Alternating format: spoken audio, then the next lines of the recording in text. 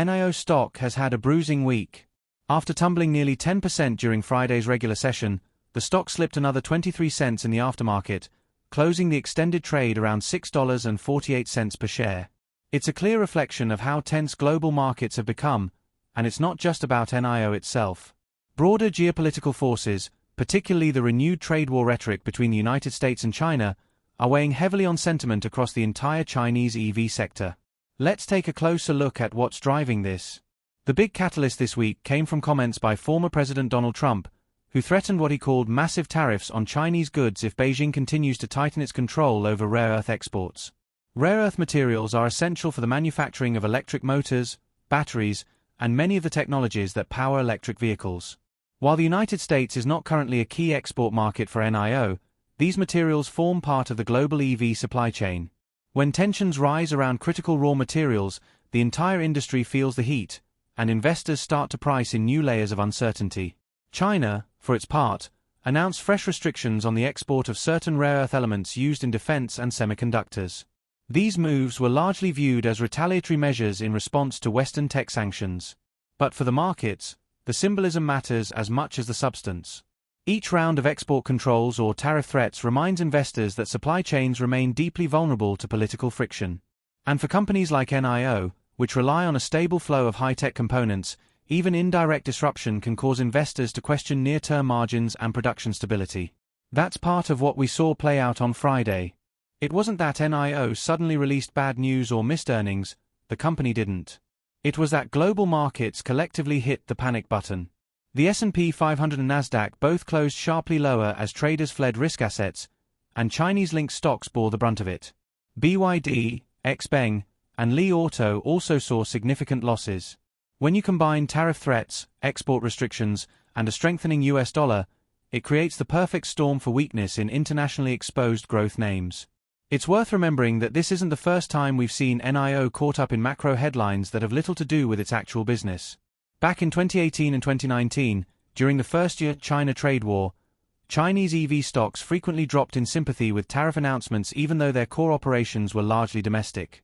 The same pattern is repeating now. Markets move fast when fear dominates, and sentiment tends to overshoot reality. Interestingly, NIO's aftermarket weakness, that extra 23-cent slide, appears to be part of a broader follow-through rather than a reaction to new company-specific information. There haven't been any fresh filings, recalls, or downgrades. This looks purely like momentum trading in the wake of the day's heavy selling. It's the market continuing to digest macro uncertainty. So, how should we interpret this? First, we have to separate the emotional reaction from the underlying fundamentals. NIO's business continues to perform. The company is coming off record deliveries, with 34,749 vehicles sold in September and over 87,000 for the third quarter, a 41% increase year-over-year. Its battery swap infrastructure keeps expanding, providing a clear competitive advantage within the premium EV space. And its short interest has fallen more than 5% in recent weeks, now sitting around 9.8% of the float. That means less bearish speculation is pressing against the stock. None of those fundamentals changed this week. What changed was the narrative. Investors suddenly found themselves confronting the prospect of a new trade war, where rare earth materials and advanced manufacturing could become political bargaining chips. Even if NIO doesn't export to the United States, its supply chain certainly interacts with global markets that would be affected by those measures. From magnets and batteries to semiconductors, these materials are globally integrated, and uncertainty about access or pricing tends to ripple through valuations quickly. It's also important to remember that the EV industry is highly sentiment-driven. When optimism about future growth fades, valuations compress fast. But the flip side is that when calm returns, recoveries are often just as quick. For NIO, this week's decline looks like a sentiment shock more than a structural reset. The stock has now pulled back to levels that historically attract dip buyers, between 6 and 650, and the technical setup suggests that this zone could once again act as a support base. The key for next week will be whether broader markets stabilize. If the rhetoric cools and investors start to differentiate between politically exposed exporters and domestically focused players, NIO could quickly recover some lost ground. Historically, NIO's strongest rallies have often come in the days following major sentiment shocks, once cooler heads prevail. Another aspect to consider is that Chinese policymakers may respond to the rising geopolitical noise with additional stimulus or supportive policies. Beijing has made it clear that maintaining EV growth is a priority. So if the trade environment becomes more volatile, domestic policy support may actually strengthen. That's an underappreciated counterweight to the current fear narrative. From a technical standpoint, Friday's close below $7 was significant because it breaks a psychological support level. But it's not catastrophic. The next clear support area sits around $6.50, with a deeper floor closer to 6 even.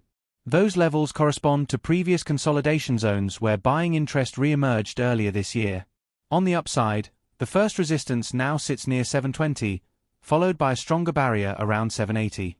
If NIO can hold above 650 early next week and reclaim 7, that would suggest the market's reaction was more panic than pattern. For traders, this is a moment to watch volume closely. A spike in volume on a reversal day, especially early next week, would indicate that institutional buyers or dip seekers are stepping back in. For long-term investors, the calculus is a bit different. The question isn't whether the next week or two will be volatile, it almost certainly will, but whether the long-term thesis for NIO remains valid. And at this point, it does. The company continues to grow deliveries, invest in infrastructure, and expand its premium brand presence across multiple regions. It's positioned not as a discount EV manufacturer chasing price wars, but as a high-quality alternative within the upper mid-range of the market. That positioning matters when margins come under pressure across the industry. And while short-term fears about rare earth supplies can influence sentiment, they're unlikely to alter NIO's multi-year growth trajectory in any material way. Still, there are lessons in this week's price action. It's a reminder that in today's market, macro headlines can overpower fundamentals in the blink of an eye. Investors have to be prepared for volatility, especially when geopolitics re-enters the narrative. The renewed trade war rhetoric has reawakened memories of the earlier tariff battles, but the EV industry is much larger and more global now than it was back then.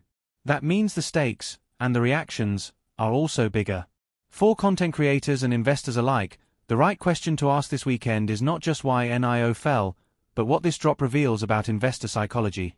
The fear we're seeing is rooted in uncertainty, not deterioration. When traders can't quantify risk, they sell first and analyze later. The opportunity, therefore, often lies in being the one who stays analytical when everyone else is emotional. As we move into the weekend, the headlines will continue to focus on trade tensions and tariff threats. But when the dust settles, investors will once again look to fundamentals, deliveries, growth, and profitability. NIO's track record on those fronts has been steadily improving. The company has weathered worse downturns before, from production challenges to delisting scares, and each time it has managed to stabilize and rebuild investor confidence. The coming week will likely test that resilience again. If support near $6.50 holds and the trade rhetoric cools, we could see a technical rebound. But if the news flow worsens and global markets remain in risk-off mode, NIO could spend some time consolidating before regaining traction. Either way, this week's events don't signal a broken company, just a fragile market reacting to complex global forces. For investors watching the EV space, the key is perspective. Rare earth controls, tariff threats, and export permits make headlines, but the underlying demand for electric vehicles isn't disappearing. Governments around the world continue to push for cleaner transport, and consumer interest remains strong. NIO's role within that transition, particularly in China's domestic market, remains secure. So as we head into the weekend, it's fair to say that fear is back in the market, but fundamentals are still on NIO's side. The stock has entered a new phase of consolidation, shaped by macro risk rather than company weakness. Volatility may persist, but opportunity often hides inside that volatility. Whether this moment becomes a turning point or just a temporary setback will depend largely on how global leaders choose to navigate the latest round of trade tensions. For now, NIO investors face a familiar crossroads: uncertainty in the headlines, resilience in the numbers, and the choice between panic and patience.